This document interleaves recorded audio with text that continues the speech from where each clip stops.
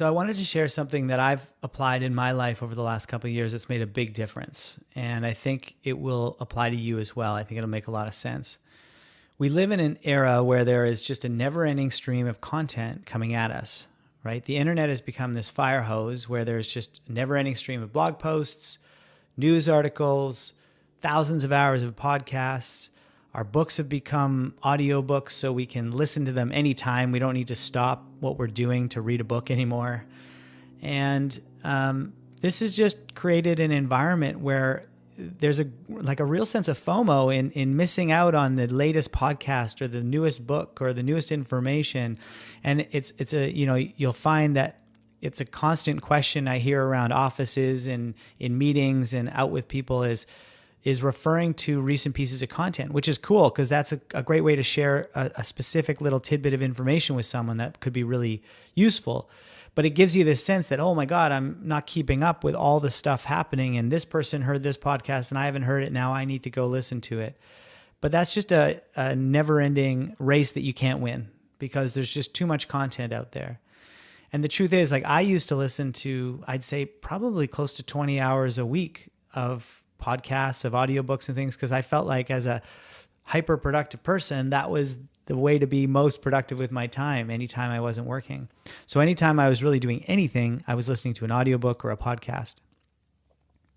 And the truth is, when you're consuming that much information, you're not really processing any of it, and you can't apply it in your life. So information does not become knowledge. The way information becomes knowledge is that it gets applied through action. It becomes learned experience for you because you do something about it. You action that information and it becomes knowledge. And so if you want to do that, you need to create space for that. And so there's 3 steps that I sort of think about when it comes to content consumption these days.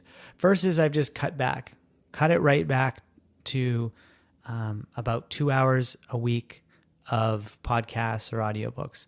Now, this might be different if I'm trying to get through a specific audiobook that's extremely relevant, which is related to the next point I'll share. So in certain cases, I might get through a book in a day or two because I dedicate a 6-hour window to do that. But generally, it's two or so hours a week. The second thing is I focus on immediately relevant information. So what that means to me is there specific topics that I'm trying to learn about right now because I can apply it in my life or apply it in a business right now. So just because there's an awesome podcast all about, the ins and outs of international deal making, if that's not relevant to me right now in my business, who cares? I can always find that podcast down the road, and do it on demand. So I'm looking for pieces of content that are immediately relevant because that gives me the best chance of actually applying things I've heard and turning them into knowledge.